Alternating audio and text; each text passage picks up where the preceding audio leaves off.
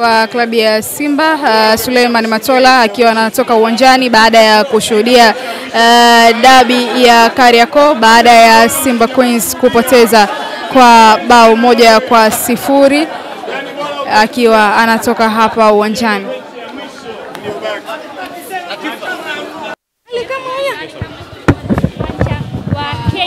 Complex mara baada ya kupata ushindi. Mwenyekiti hongera. Asanteni. Hapana. Kidogo dabi anaijua ndio hii. Hana lingine. Huyo ni meneja habari na mawasiliano wa klabu ya Gefcans Ali Kamwe akiwa anatoka uwanjani hapa mara baada ya Yanga Princess kupata ushindi wa bao 1-0. Semaji wetu Simba Queens watu wakiwa wanamshangilia kweli. Mwenyekiti sote kiongoza. Simba leo mfunge miaka 500 bure. Anaongea kwa vitendo, anaongea kwa vitendo. Goli liko pale, goli liko. Mwenyekiti zungumza hata neno moja kwa wana. Semaji hata neno la hongera kwa tuachia sisi mashabiki. Tuachia sisi baba. Baba usiongee.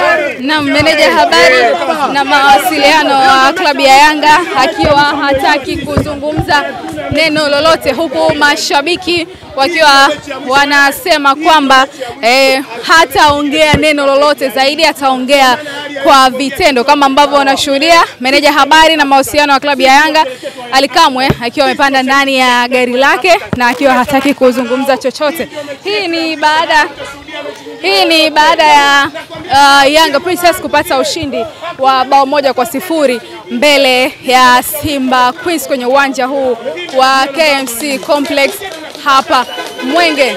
Naam, Ali Kamwe huyo anaonekana akiwa anaondoka na kundi kubwa la mashabiki wa klabu ya Yanga likiwa linamlaki na kumsapoti kwamba Ali Kamwe hatazungumza neno lolote lile zaidi, atazungumza kwa vitendo.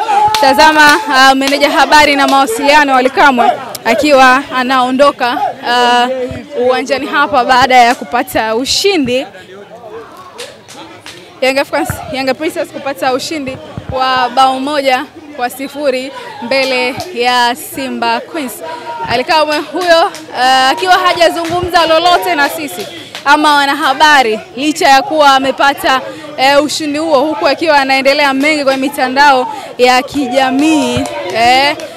Maneno ni mengi kweli, hivyo Ali Kamwe hajazungumza chochote licha ya kwamba Yanga Princess imepata ushindi wa bao 1-0 mbele ya Simba Queens. Na hili unaloliona hapa mbele ni gari ambalo yumo meneja habari na mawasiliano wa klabu ya Yanga Ali Kamwe, ikiwa sio kawaida kuona katika mchezo mkubwa kama huu licha ya kupata ushindi wa bao 1 hilo, lakini asitake kuzungumza kitu cha aina yeyote ile. Ni kwa nini?